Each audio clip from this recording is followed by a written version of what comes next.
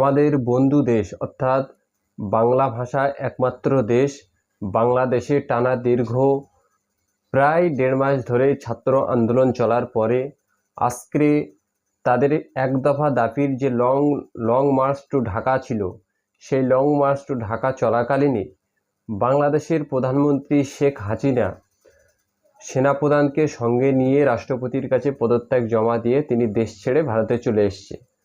কিন্তু শেখ হাসিনা দেশ ছেড়েছে, সেখানে সেই দেশের মানুষ বিজয় উৎসব পালন করছে এবং তারা বলছে যে ৭১-এর পরে নূতন করে আমরা স্বাধীনতা পেয়েছি। সেটা ওই দেশের আভ্যন্তরীণ রাজনৈতিক পরিস্থিতি।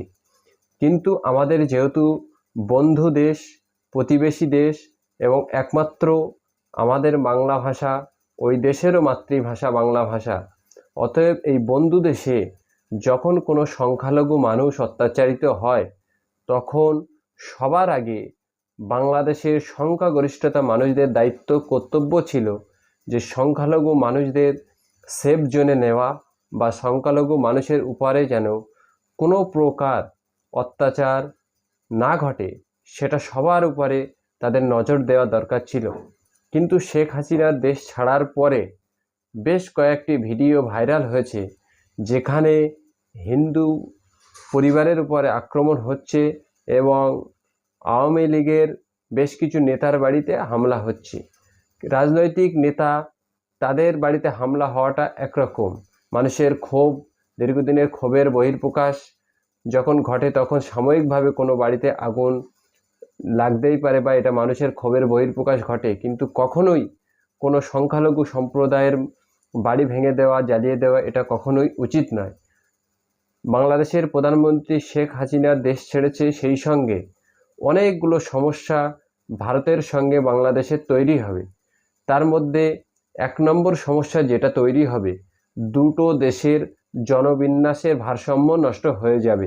অর্থাৎ বাংলাদেশে একটি সম্প্রদায়ের সংখ্যা একেবারেই কমে যাবে এবং ঠিক ভারতে অর্থাৎ বাংলাদেশ এবং উড়িষ্যা, বাংলাদেশ বর্ডার সীমান্ত যে সমস্ত রাজ্যগুলো আছে, পশ্চিমবঙ্গ, উড়িষ্যা, আসাম, এই সমস্ত রাজ্যে বাংলাদেশি যারা অত্যাচারিত হবে তারা এই সমস্ত রাজ্যগুলোতে আসার চেষ্টা করবে এবং ভারতবর্ষের কিছু মূর্খ নেতা আছে যারা ভারতের সংবিধান জানে না, ভারতে একজন ধর্মীয় অত্যাচারিত হয়ে আসলে কিভাবে তারা নাগরিকত্ব পাবে তার যে মূল সূত্র সংবিধানে বেঁধে দেওয়া আছে, এই সমস্ত নিয়ম কানুনগুলো যে সমস্ত মূর্খ নেতারা জানে না, তারা এখানে নানা রকম উস্কানিমূলক এবং নানা রকম না জেনে কথা বলবে, যার ফলে বাংলাদেশ থেকে যারা এখানে আসবে, এখানে এসেও জনবিন্যাসে একটি ভারসাম্য নষ্ট হবে, যেখানে কর্মসংস্থানের উপরে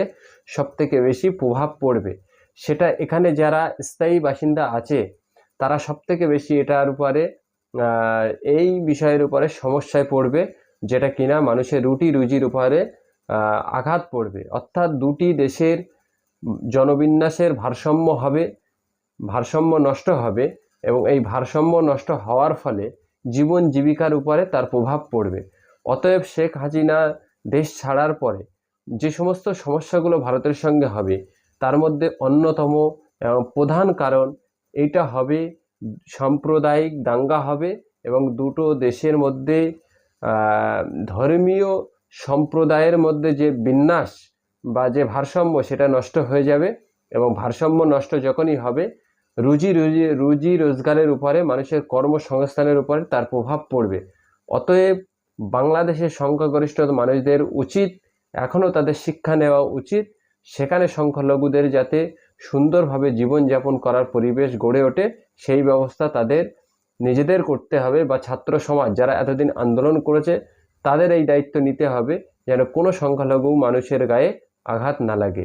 বাংলাদেশটাও সকলের, এ ভারতবর্ষও সকলের, সবাই বাই চয়েস হিসাবে নিজের নিজের জন্মভূমিতে রয়েছে।